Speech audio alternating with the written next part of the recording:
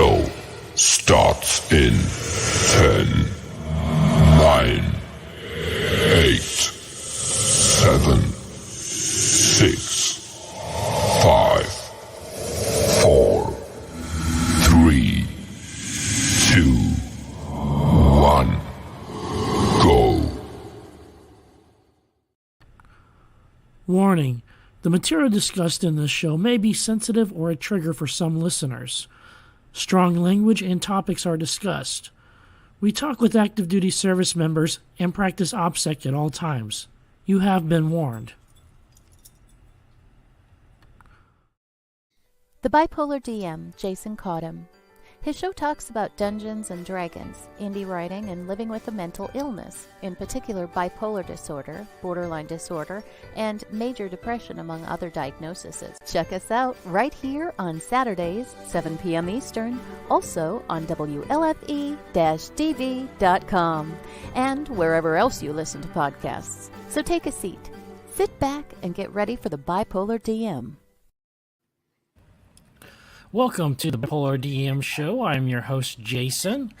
This is a show about Dungeons and Dragons, indie writing, and living with a mental illness, in particular bipolar disorder, borderline personality disorder, and major depression, among other diagnoses. If you'd like to contact us, you can reach us by email at thebipolardm@gmail.com or visit our webpage, www.thebipolardm.com. There you'll find links to our live shows, our blog that we still do occasionally, as well as resources on indie writing, Dungeons and Dragons, and mental health. Watch us live on Stream TV under the Variety Unlimited channel, as well as on twitch.tv/thebipolardm. We're supporters of Safe Space. If you're not familiar with what Safe Space is, it's a virtual place that you can go to if you're in crisis. And we are not doctors, we're not lawyers, we're not psychiatrists, we don't solve your problems, but we're here to listen. And if you're going through a crisis right now, we are here to help you. And while we don't have all the answers, we do have resources that we can connect you to. If you go to WLFE-DB.com, click on the Safe Space button or logo, and that'll get you right over there. On today's show, we're going to be talking a bit about first-time dungeon mastering. So I have on here my friend JR. He's been on a couple of times, and he's looking at possibly starting his first game as a dungeon master. And so we're going to discuss some of the things that, questions that you would have or he would have as a first-timer, and some general advice that I would give, before you start your first game. So let's start off with JR. How much experience have you had with Dungeons and Dragons? Well, actually, the first time I played was live with you, probably close to 4 years ago. Yeah. So you've been pretty much a part of probably all of my Dungeons and Dragons experience. Yeah. And by the way, can I just say that countdown coming in was like uber creepy. Yeah. I like it. Just to be clear on that, Yeah. That's just my 2 cents. Your show, creepy. Yeah. Well, so you've been around at least playing the game for a bit. What was it that made you? I guess the big question is why. Why do you want a dungeon master? Well, I think it's part of my. I'm autistic, so I think it's part of my just kind of natural autistic curiosity. Maybe I will dungeon master, in the next 6 months. Maybe I'll never do it, but it's something I'm at least contemplating and considering. And I don't want to just jump into it. I want to get the facts and figure out what's really going on, because I want to do it half-assed. Yeah, and that's what's a great thing about looking into it before you actually jump into it. Some of us didn't have that luxury back in the day when we learned how to play, and we just had to. There was nobody else to be a dungeon master, and so it was like you're it by default. And so we learned some tips and tricks, though, through trial by fire that we're going to go over. And one of those that helps you out a lot before you start your game is to familiarize yourself with the player characters in the game story. Well, I Who think they that's are. one thing is doing it online. I think for someone who may be autistic or maybe ADHD or something else and has focus problems sometimes, I think DMing it online and having everything on your screen right in front of you would be so much easier than old school. Yeah, sometimes it does that. Sometimes it's kind of tough because you got to put a face with the name. Yeah, So, for me, I put a face with the mini, and the right, voice. right, But, one of those things, though, is getting familiar with your characters, your NPCs, because those are the players in the story. And by getting right, familiar with them, you kind of. One of the things that we like to do as dungeon masters is weave in backstories. right. Something that's happened in the past of the character that's come back to haunt them. And so that's one of those things with familiarizing yourself with your PCs is that it helps you also keep in mind where you can bring in that uncle twice removed or Yeah. whatever relation to you into Hmm. there. And so familiarizing yourself with the PCs is a really great tip to getting ready for a game. Well, and I would just think, and again, this is just me talking from no experience, though. I would think if you know the player characters, that would help you as a dungeon master tweak the story or even write the story. Yeah, for one, making balanced encounters Hmm. so that they're not like a total TPK or the other end just totally nerf it and they just wipe out the enemy before first or second over. So yeah, Yeah, I being mean, familiar with their characters yeah, helps a lot in that. yeah, because if you're familiar with the characters ahead of time, maybe you have a creature in there that these characters can just mow down in a second. So Yeah, that would give you something ahead of time. Okay, well, what if I change the character to this? Then they would at least have some kind of a battle. yeah. Or increase the number of the characters. I mean, there's Right. Yeah. Whatever. styles that Yeah. you can use on that. So it's just great. Hmm. Another thing is, familiar yourself with characters. One thing I believe also is very helpful is getting knowledge of the locations around the characters where they're at. So instead of trying to build this entire world, concentrate more on where they're at right there and know a couple places where they're going to go. Such as, well, they're going to visit a tavern, they're going to Yeah. visit a magic shop, they're going to visit an Right. armorer. So having those little areas okay or ahead of time locations known helps a lot with making the game move smoother by knowing some general places they're going to go to ahead of time.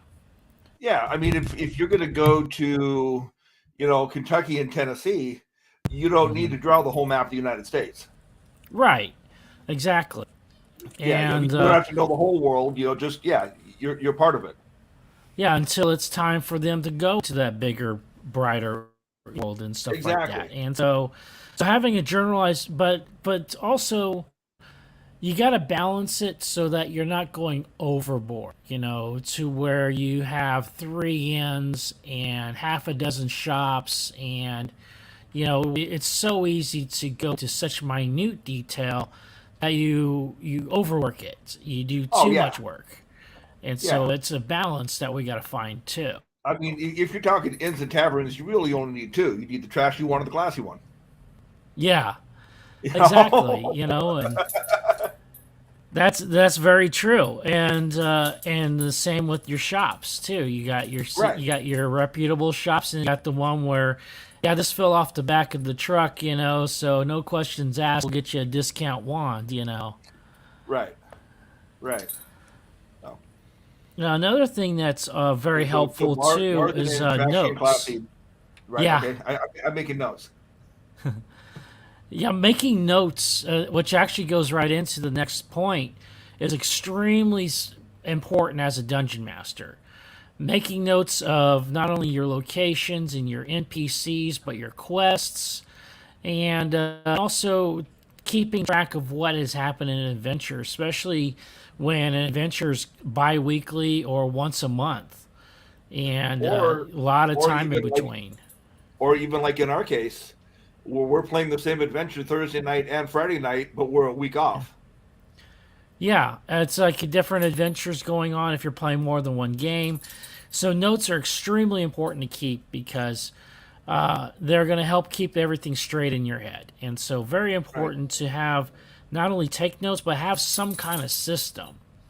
Right. Whether it's using spiral notebooks, 3-ring binders, or even like OneNote or any other similar program on the internet. It's important to have some kind of system when it comes to taking notes. And kind of taking this over to the mental health aspect, Mm-hmm. too, that a lot of times we get stressed and worried that we have to do everything just exactly the right way. Yeah, But in a case like this with the notes, what's the right way is what's the best for you.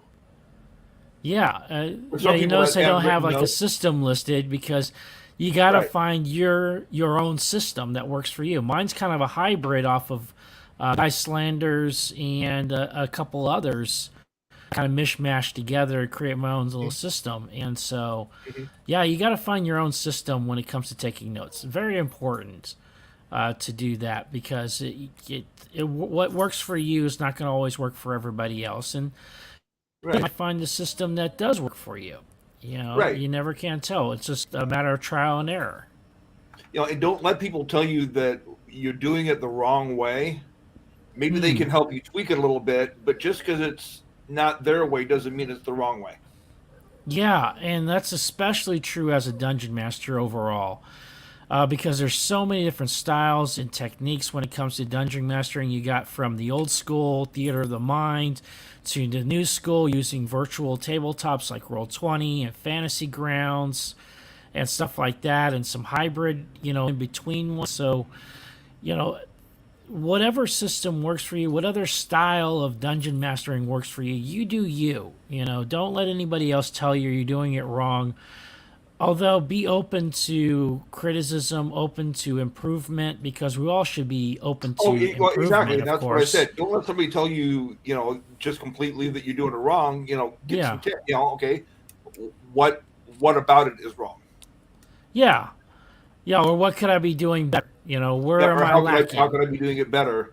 Yeah, Come up with some kind of a exactly. hybrid. And Well, I mean, and like with us, we're using Discord and D&D Beyond, but we're also on Discord. You're going old school and just putting a webcam above the board. Your old school board that we used to play with at the comic book shop. yeah, yeah. Mine's more of a hybrid of the old school and some of the newer stuff. And so, Yep. well, and it's all from trial and error, making things work. And that's what's important is if it works, go with it. If Yep. it doesn't work, find something else. That's what's important. So we've talked about notes and some of the things that I would think that are important to have in a note-taking system. And this is not an all-inclusive list, but things like the PC notes, NPCs, quests, lore, magical items, and then one I also have as adventure notes, which is the actual notes of the adventure itself. As it's going So on. having these different categories is really important in your note-taking system. Is having those kind of categories. Maybe not necessarily those same categories, because the categories I use is not the same as what Guy Slander uses in his system or anybody else. Right. So when you're talking about taking these adventuring notes, are as the game is actually being played, Yeah. right? Or so soon after, right, while but I it's mean, still fresh in your head. you're not Yeah. talking about making notes ahead of time. You're talking, which you are, but you're also talking about. Snippy. Little twerp But is you're also getting in the talking about trash. taking notes as the game goes on. Yeah. But Now, yes, do you- exactly. Taking notes also is a timing too. What works for you? Some people it works just right after the game's over. Some people have to do it while the game's going. So Now, making those things work. how detailed do you get? Like, for example, when we were playing the other night, and we were fighting those gorillas. I mean, do you just put something as generic as fought white gorillas, or do you take notes about what actually happened? Actually, my notes are pretty bare bones. So it is Okay. the fought the gorillas, and then rescued crew, Okay. turn Okay. crew over to frost giants, that kind of stuff right there. Right. So really one line point, enough to spark a memory is That's what it what you. is. Yeah, so it My sparks a bullet point. memory in me, and it helps me remember, and that's how my notes work. Yeah, they're basically bullet points. Yeah, exactly, Of the game. exactly what they Okay, cool. are. Yeah, Awesome. and another thing that's really helpful when you're preparing for a game is roll up a couple of random encounters ahead of time. Yeah. So, and that's what I always do is I have a couple random encounters in my back pocket to have already rolled up with the number of monsters I want to use in treasure and Right. stuff like that, so that if we got a little spot in the game and we want to throw something in there, I got one ready to go. Instead of rolling it as we're playing, which can slow the game down, having it done ahead of time can make things, just flow really smoothly. And you wouldn't even know that it was a random encounter. You would have thought that it was something written in. Also, sometimes the names you come up with on these random encounters, Yeah. you can tell they're random. Yeah. So yeah, Tons here's of a runs question and for stuff you. like that. Yeah. Yeah. Yeah, So and that goes into another point is don't be afraid to steal and borrow from all other sources because, unless you're putting on a show with name brands and stuff like that, you can use whatever you want in your homebrew when it's well, just your I mean, group. the one that And you and I don't be put afraid together, of that. Yeah. the one that you and I put together for people on the Oh, spectrum. yeah. I mean, we stole from Monty Python and the Holy Grail, the Three Mm-hmm. Musketeers, uh, Princess Princess Bride, Bride. and the Legend of King Arthur. Yeah. Sword of the Stone. Yeah, so Yeah, we I took mean- all those elements and mashed them Or, together into one elements. great adventure. Yeah, we Yeah. handpicked elements out of each of them. Yeah, like the bunny rabbit from Monty Python and the Yeah. holy hand grenade. The Holy Hand Grenade. Tim Tim the the Enchanter. Enchanter and the Bridge of Sorrows. Yeah. Then what do we have from Princess Bride? We had the rodents of unusual sizes. I know we had Yep. those. The Six Finger Man was X. Yeah. And then from the Sword of the Stone, we took the actual sword in the stone. Yeah, basically, yeah, Excalibur, and I think Excalibur. that's about all we stole from there. And the crown. Yeah, and the crown, and King Crown. Arthur's And crown. Merlin's wand. Merlin, yeah. So it goes to show that you can take from whatever you want in sources and just recombine and remash things up to make a great adventure for whatever it's for. And in this case that we were talking about, this was for kids on the autism spectrum that we were. And to be honest, most of those kids probably are not going to catch some of these dated references like we No, would, but you know. what? Like, It'd be fun to play the game with adults who do get those dated references. yes, that's a lot of fun when they catch those references, and Yeah. but it's a lot of fun. So here's a question, and I never have actually asked you this. So if I want to start, what am I going to have to buy, and how much is all this stuff going to set me back? The bare minimum that you need to have is the player's Because handbook I've and the already got the player's monster's handbook. manual. That is the bare minimum, and that's $100 stuff to get going. Okay. The okay. third book I would suggest buying is the Dungeon Master's Guide. That's Okay. optional. You don't have to have it to be Yeah, a but Dungeon if Master. it's I called the didn't. Dungeon Master's Guide, and you want to be a dungeon master, you would think Yeah. that would be right up there with the important ones. It makes your life a lot easier when you read that book. Okay. and So before you dungeon master. So, so is it basically, you necessary? really need No, three but books. is it helpful? Very much. Okay. So for the Yeah. 3 books, what, like 150? Yeah, 150 is what you're looking at. Sometimes they have them in a bundle pack. I've seen that too, which is at a slightly, Yeah. No, not but very I guess much reduced price. just getting a ballpark, roughly You're 150. still looking at 150 bucks. Cool. So you're looking at 150 bucks to get started with the 3 books for the core rule books. And you would think though And that most people that want to be dungeon masters have played and probably already have the player's handbook. yeah, you would think. You would think. So it's Yeah, really but probably sometimes we go backwards, ass back, and get to be a dungeon master before we're a player or stuff like that. And yeah. but So it's depending on what all you've got, kinds. It 100 to all 150. starts. Yeah. Cool. So And then, and if I'm going to do games online, besides a Discord account, there's a Dungeon Masters login or something through D&D Beyond. Or yeah, you they can have set the up- dungeon master tier. Okay. Yeah, so you have your players tier, which is free, and then you have your dungeon masters tier, which is a couple bucks a month. It's not very much. Okay. But if you're going to be dungeon mastering online, worth the money because you have access to all the resources that Dungeons and Dragons has available through a lot of the adventures too. You have access to, So and then so plus you have access to those guides? yeah, you don't to really have to Dungeon buy the Master guide. guide, huh? So you don't really need to buy the guide. You can use them Right. as part of, you can get them as part of your Dungeon Masters account on D&D Beyond. Yeah, you Oh, can, cool. and then if you want to use and what it is, if you want to use some of that stuff though, then you got to purchase the online version. Okay. So just say you read about it. Okay, I'd So they're love gonna to get do you no that. matter Well, what. you don't have that available until you buy it. Gotcha. Okay. So that's how they make their money. I mean, they gotta get their money somehow. So that's how they do it. They So that's hold like it my ransom. paid, that's like my paid player account for $2.99 a month, I think it is.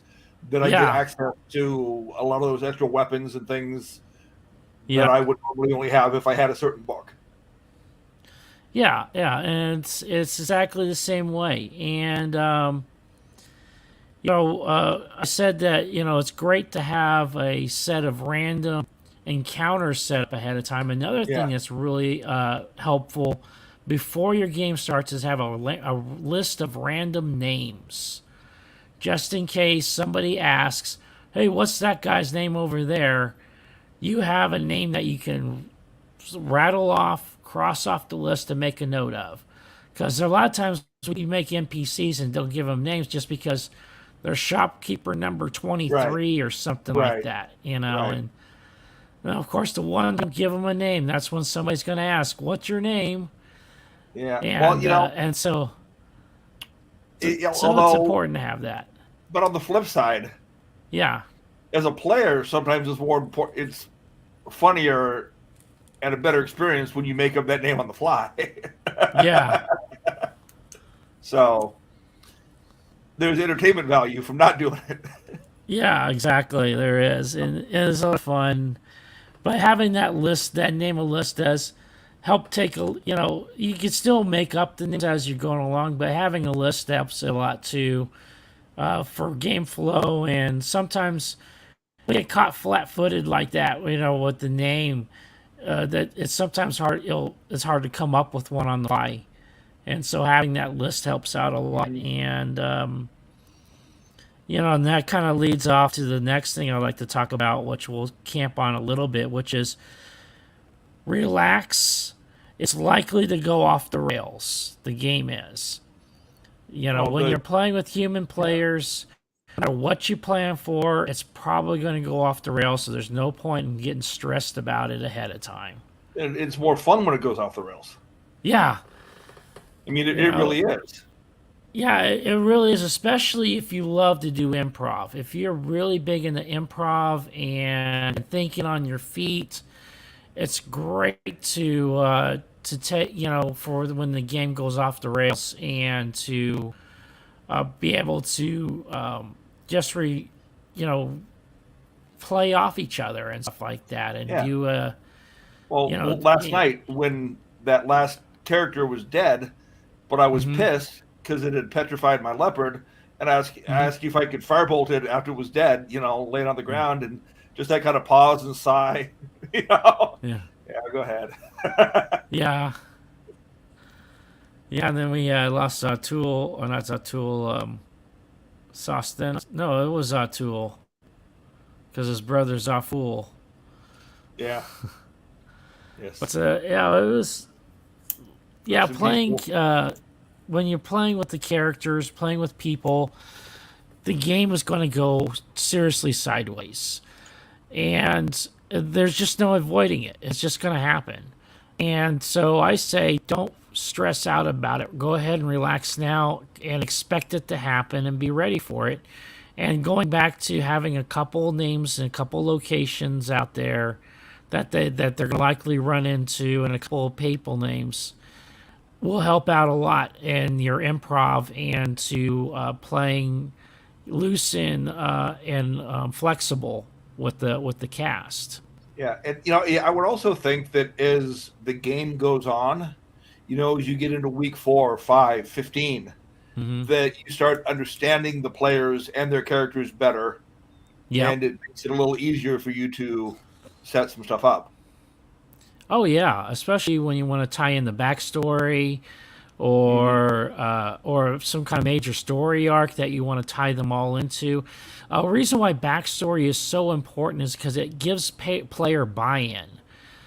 Players are able to have more emotionally invested in the story when something from their character's past is involved in it. And so that's why I think it's very important to know about your characters and to learn more about them as they develop through gaming. It's a lot of fun seeing how they go.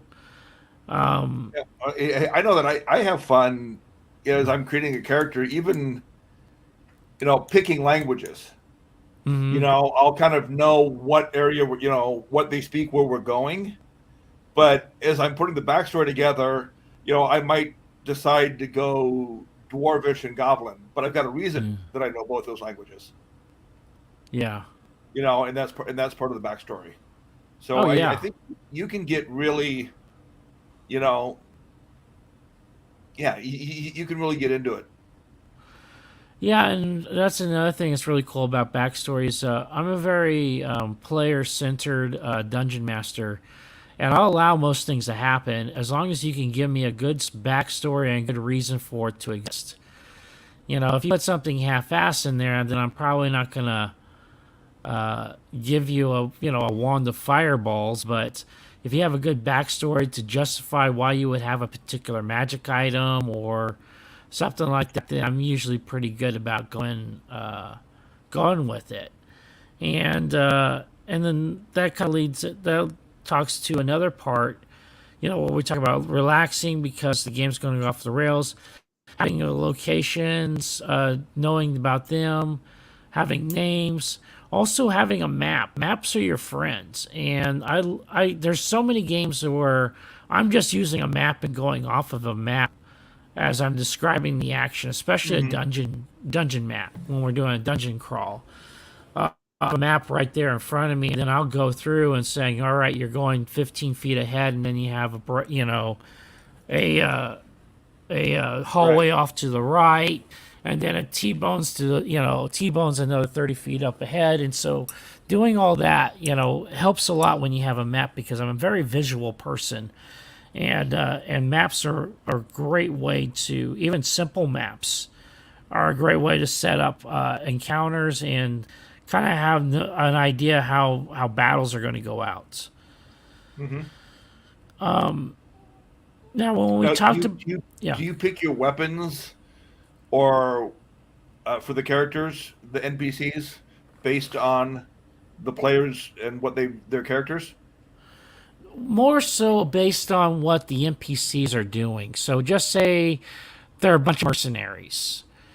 then they're going to have pretty good weapons, because they're an organized fighting force. But let's just say they're a bunch of cultists.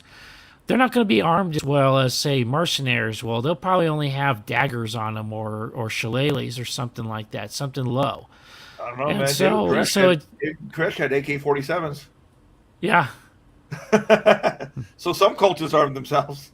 Yeah, so it's I kind of try and do it more appropriate to the story than it is off the players, because if I do it like that as all right, how am I going to pit this team against our players? It's going to be more like, for example, a guard would be more likely to have a sword than to have a longbow or a quarterstaff or a maul. If he's just a city guard, he'd probably have a spear and a short sword. Yeah. Maybe a shield. Right. Or if he's a adventurer from out in the outlands, he probably would have the longbow or heavy crossbow and a long sword and stuff like that. Dagger, Yeah. Yeah, exactly. And so those things are really important to getting ready for the game. During the game, because you want to, you want to have a good story. It's all about story, exactly. And that's where the whole thing comes from, is having a great story. And so, knowing your players helps do that. Knowing NPCs helps you do that. Knowing your villains, what your villains will do and what they won't do, extremely important. Is your villain be the one that's going to fight to the death, or as soon as the battle turns against them is going to dimension door out of there? You need to know what your villain's going to do kind of ahead of time, and how they're going to react to how the players are going to be. So it's important to know your villains and to make notes about them. And when you make notes about your game, don't count on your memory, Make notes. Take notes about what happens in the game, because 2 weeks later, a month later, you're sitting there and trying to recount what happened on the previous session. It's been 1 or more weeks. It's going to be tough. So it's really important to have those notes. Well, but and again, going back to our Thursday night and Friday night, you're running the same campaign with 2 different groups. Yeah. Totally different characters. In Thursday night from Friday night, but we're a week off. Yeah. So 1 week is a week. So basically, when we played Thursday night, I knew what we were going to do because we had done that the previous Friday night. Yeah, and that's what happens when you're playing both games, is that you're going to have some overlap. Right. And there's where the notes come in very, very handy. Yeah, especially when you're done mastering them. You're running basically the same game. I mean, you change some of the characters and scenarios, but when we hit the temples, we hit different temples or shrines. Sorry, different shrines. Yeah. As we were heading to the main temple, but we still went through the shrines of different gods. Well, we're going to go ahead and we're going to take a quick commercial break. When we come back, we'll talk a little bit more about getting ready for that first dungeon mastering experience. Okay.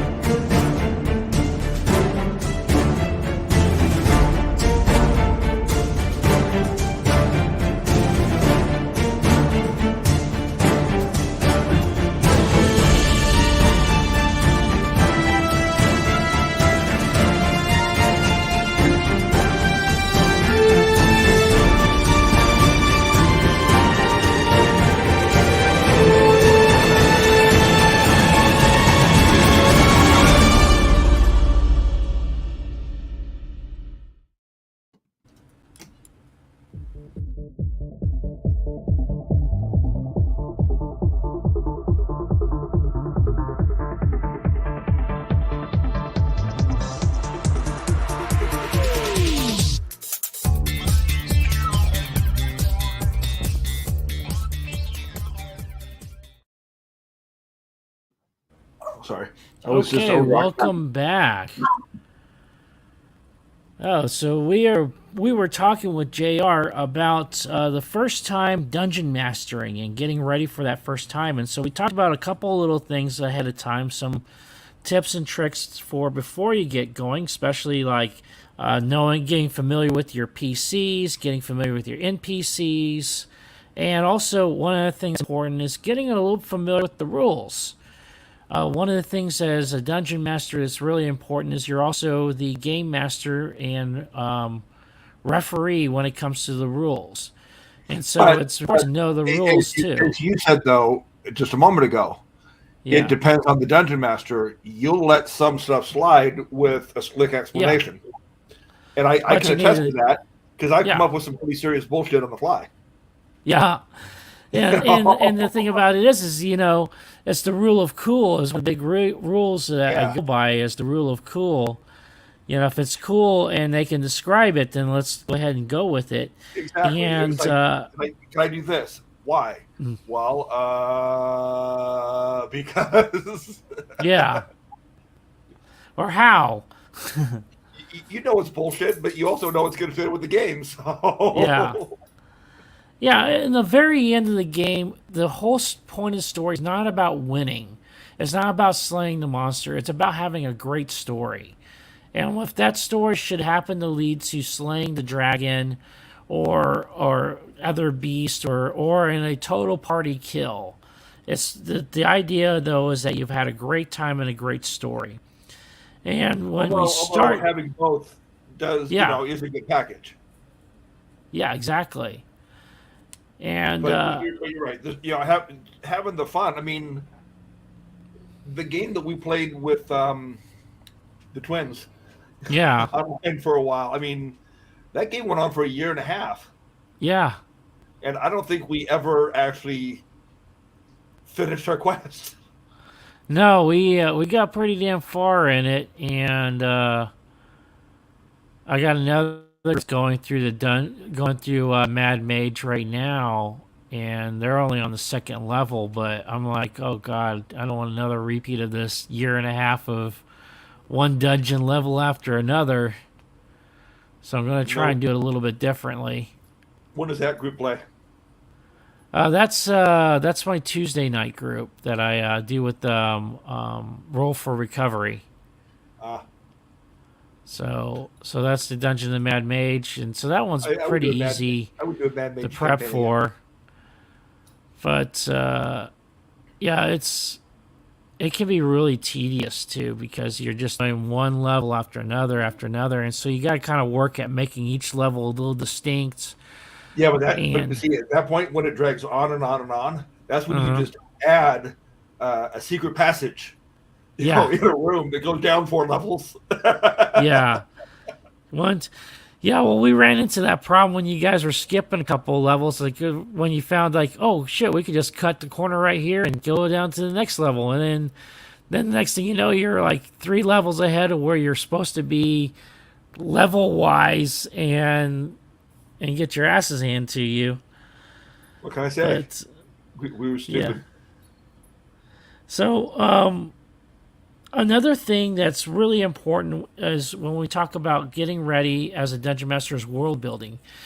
Now, world building can involve 2 things. You can be working with a pre-created world like Tal'Dorei or Greyhawk or Faerun, Waterdeep, any one of these cities, towns, or countries or planets you can work with, or you can make up your own straight homebrew on your own whatsoever. But Jason, let's be honest. If you're going to be a first-time dungeon master, aren't you going to want to use a pre-existing world? You know what? It kind of depends. Sometimes it depends on whether or not the story is well written. Because I've seen some really badly written ones where if you're an inexperienced dungeon master, will totally fuck you up.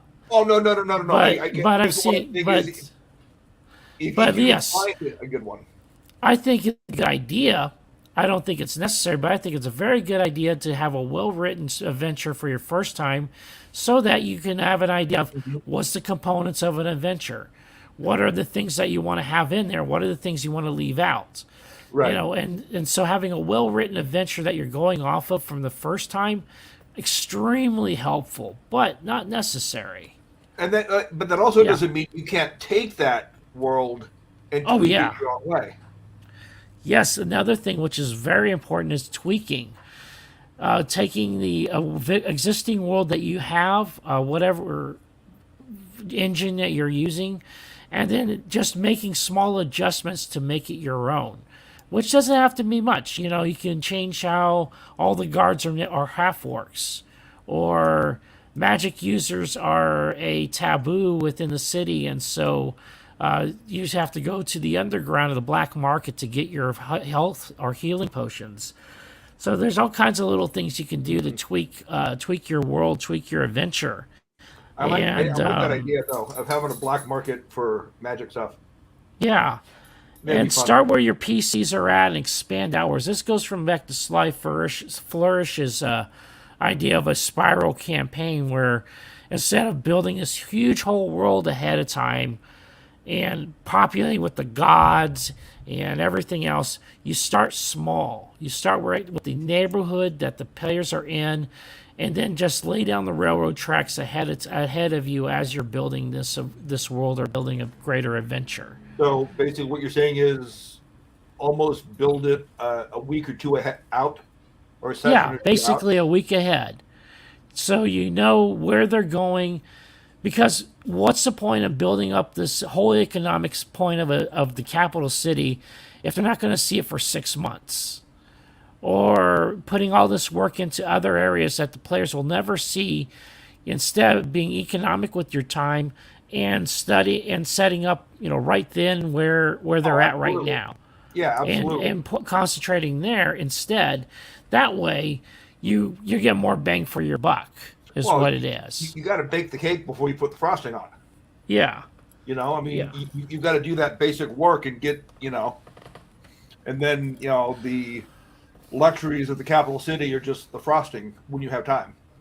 yeah, and that's something that you can lay ahead of time, like when they actually do go up to the capital city, and that's when they would need that information about how the economics are of the city, or who to talk to in the Thieves Guild, or who's the head of the Magic Council, you know, the stuff like that. Right. That's the stuff So- to have ahead of just a week or so ahead, so that you kind of have an idea where your story is going, maybe some brief outlines. But, you know, the majority of it you want just to have it happen as your characters are discovering the world. But you're going to have their major moments that you're going to know about ahead of time. Like, I mean, you're going to know where the end is. You're going to know that they're going to stop in this city, or that they have to go to this factory, you know. So You would hope so. You would hope so, but that's also the point when it goes off the rails is I'll have all this material of places they gotta go, things they gotta investigate. Oh, no, And then you assholes go off in a totally different direction altogether, Right. No, and you have to play on the fly. I'm not talking every little thing. I'm talking about, Yeah. you know, there's a couple of things maybe in the middle that have to be done or have to be Yeah, visited. and there's then- tricks and tips to direct you towards those things, like the Right. big carrot. But then other than that, you're going a week or two out. Yeah. And also that also helps prevent you from doing information and do all this work on stuff that will never be seen, especially when the game goes off the rails. You know, where you have the Thieves Guild all set up with all the hierarchy and who they're dealing with and the listed spice trade and stuff like that, and then all of a sudden you guys are like, oh, fuck this, let's go somewhere else. You know, let's go to the next town over, you know, and skip the Thieves Guild. And then you're kind of left with all this work that you didn't get to use. Now there's some tricks Yeah, but around that- it where you can repackage and repurpose it. But no, hold on. Here's Yeah. a good question though for a moment like that. Yeah. Would you have, you know, like you've got a list of names, you know, Mhm. character names? Would you have maybe 2 or 3 roadblocks that, you know, kind of thought of ahead of time that you could throw in the path? You know, if we were starting Yeah. to veer off the path and go off in another direction, if we were going to avoid the Thieves Guild and go to the city, Yeah. Would you have anything prepackaged that you could maybe just throw in at that moment to keep us from going to the city and pushing us back That's a towards great the point. Because that gets towards what we call railroading. And railroading is where, like, point A to point B with no stops in between. And you have no choice in the matter. And then the opposite of railroading is sandbox. Sandbox is where you can literally go anywhere on the planet that you want to go. Thing about it is you want to have a happy middle in between of where you're doing a little bit of directing with the railroading, but not so much that it's well, yeah, I'm getting right to your point. Yeah. Where you have that little bit of both, where you do Right. have those little roadblocks that he says, all right, I kind of want to steer them back over here, so I'm going to put this in their way. Whether, and that roadblock could be anything. It could be a chance encounter with a spy. It gives them vital information, which Right, makes exactly. the Exactly. adventure too good to resist.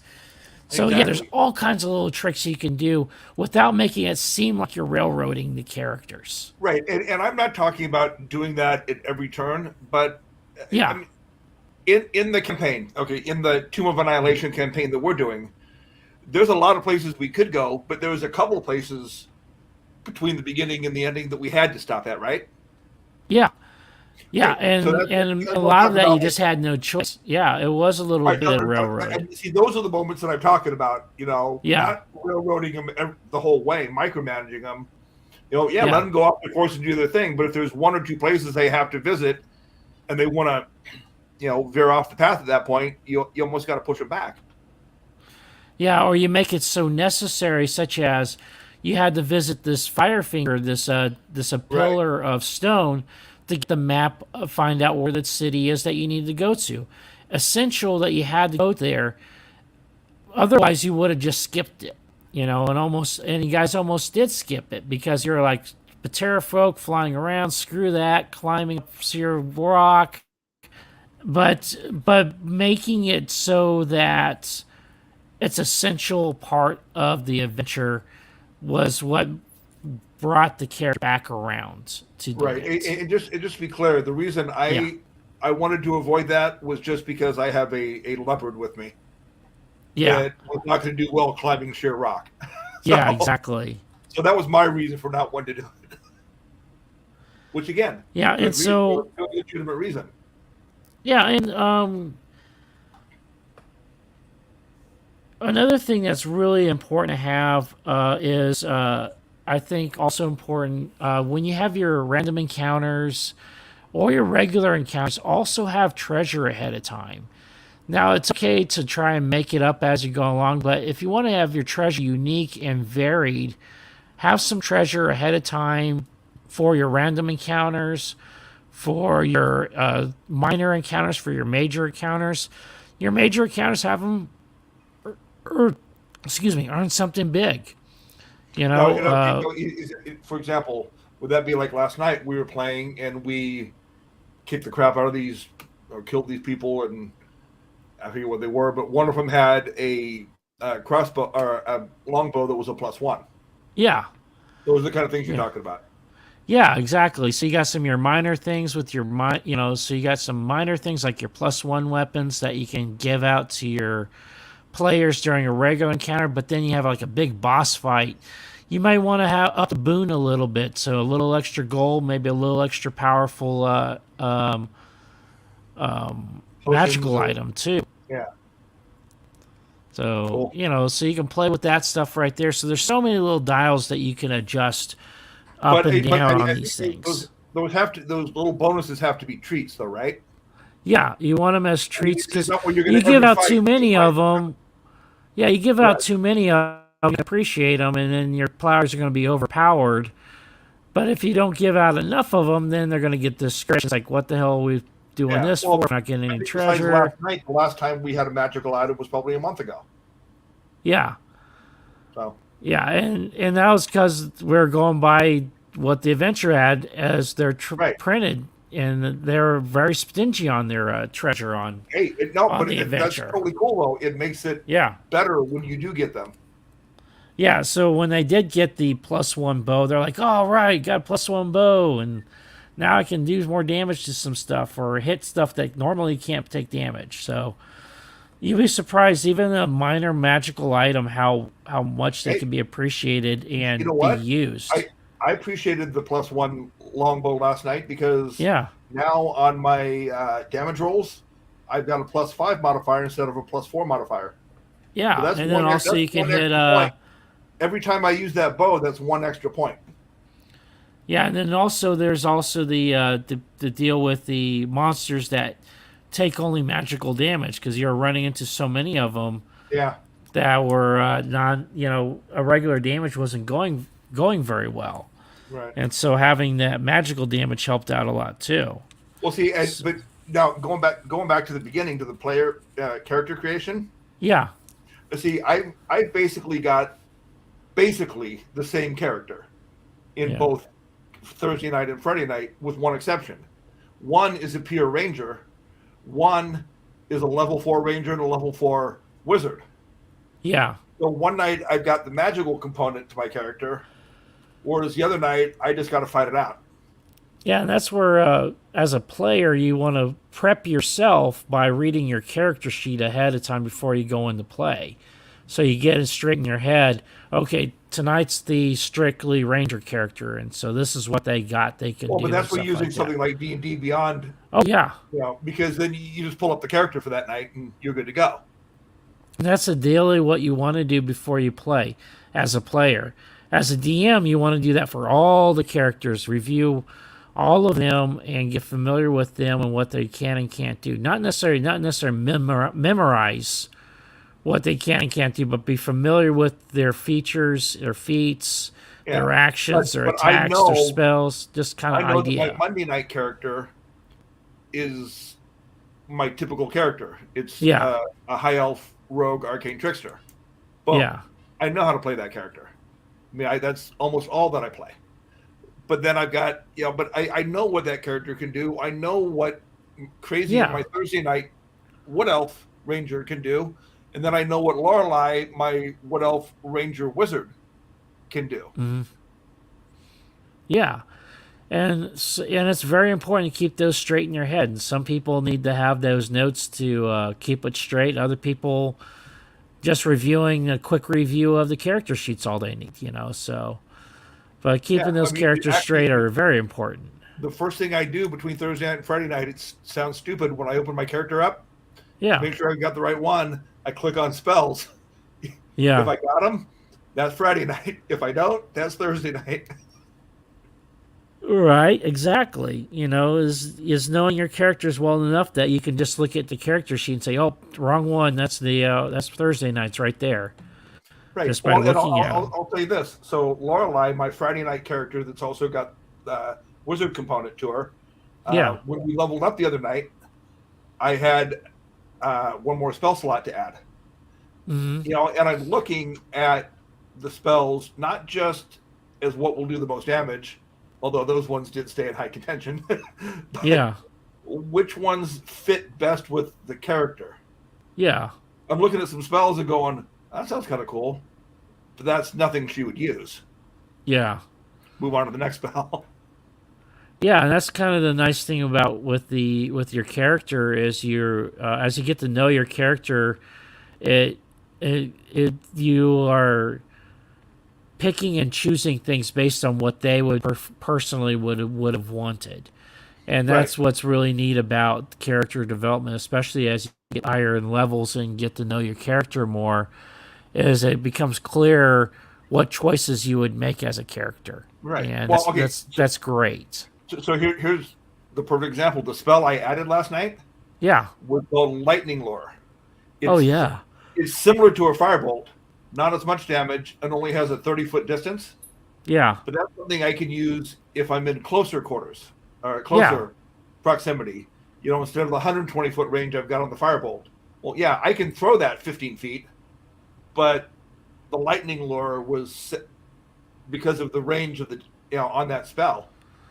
And then Lightning Lure also, you had each round they took more damage. Like you could just sit there and redirect it. So as long as you're concentrating on the spell, you don't have to cast it again. You just damage on it. Yeah. So I know what I can use in close distances, and I know what I can use to really trash somebody from farther away. Yeah. That's tactics. Right. Which is also part of the game too, is knowing your tactics. I mean, here's the way I try to set it up. Basically, to have a ranged weapon and that I'm good at, and a melee weapon that I'm proficient at, and then for Lorelei, who has the spells, a long distance spell like the Firebolt. Yeah. And then something similar, the color spray or poison spray or the lightning chromatic orb or something like chromatic that. orb, yeah, for when you're closer. Yeah, exactly. And you want to have those up close and personal spells. Obviously, you don't want to get to melee range with your spellcaster. That's just certain death for them. But you do want to have your range and your middle range. When I was talking about melee range for a spell, that's 15, 20 feet, kind of in my, Yeah. In my and mind. That's about as close as you want your enemy to get to your PC, is about 15 or so feet, because that's also the outer range of like Burning Hands and stuff like that. And so... Right. So those up close and personal spells, you don't want to get too close to your enemy, because all they have to do is get one good hit in and you're down. No, that's why I don't. I can't remember the last time I've used Burning Hands as a spell, because I don't want to get that close to him. And if I do, I'm gonna jam a spear in him or a longsword or something. Yeah. Oh. Well. We come to the end of another show, and we thank you all for tuning in. So this is the Bipolar DM show, and I am your host, Jason. You can watch us live on WLFE-DBradio.com, and also on Strim TV under the Variety Unlimited channel, and twitch.tv/The Bipolar DM, 7 p.m. Eastern Standard Time, 6 p.m. Central on Saturdays. If you want to get a hold of us, you can contact us by email at thebipolardm@gmail.com, or visit our webpage, www.thebipolardm.com. We're on Facebook as well. You can find us there at BipolarDM. And, just be sure to check us out next week. We'll be back on again at 7 p.m. Eastern Standard Time, 6 p.m. Central. Yeah, remember, everybody, take your meds. Okay. Thank you for listening to the Bipolar DM. They love sharing thoughts and ideas. See you next week, 7 p.m. Saturdays on WLFE-DB.com, where our shows are your shows, and that makes for great talk radio. WLFE Digital Broadcast Network is on TV. You can watch all of our shows on WLFE-DB.com. Check out our channels: Paranormal View for all of your paranormal type shows, LGBTQ Friends for all of our LGBTQ shows, Variety Unlimited for all other shows. It runs 24/7 right on WLFE-DB.com. You'll even catch the lives, all in one place. Never miss an episode, past or future. WLFE-DB.com, where our shows are your shows.